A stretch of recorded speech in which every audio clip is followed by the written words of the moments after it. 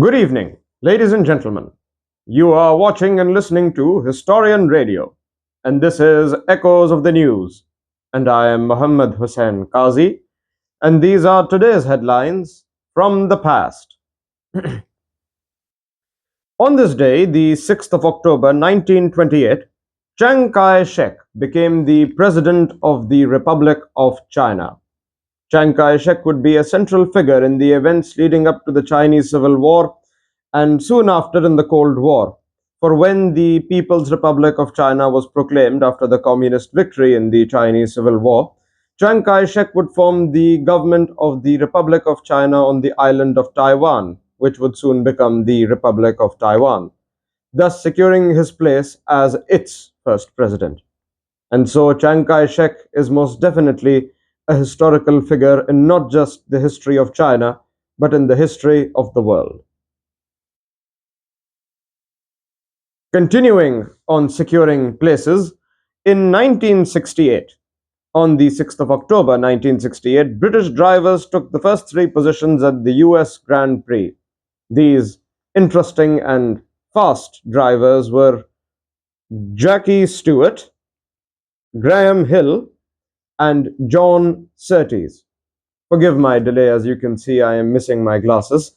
So these positions were secured, I repeat, by Jackie Stewart, Graham Hill, and John Surtees, of which John Surtees would secure a reputation as one of the fastest men or one of the fastest drivers in the world. Moving on, in 1987, in a bold move, Fiji cut ties with the United Kingdom when it was proclaimed as a republic by Colonel Sitveni Rabuka. This would be one of the first in the Commonwealth community for a nation to do as such. And so definitely this was a significant date in the history of geopolitics and post-colonial politics.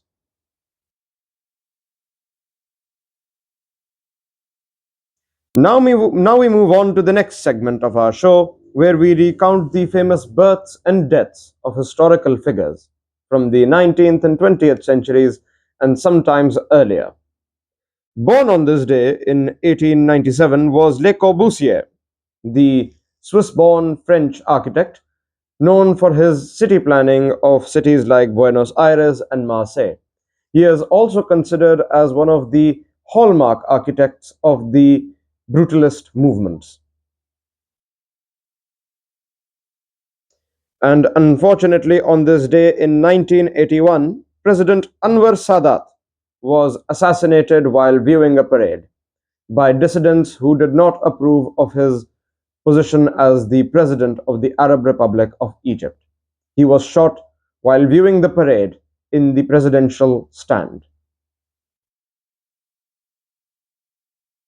And on that unfortunate note, we conclude today's headlines of the day. This was Historian Radio's Echoes of the News, and I am Muhammad Hussain Qazi, and these were today's headlines as history first heard them. Good night.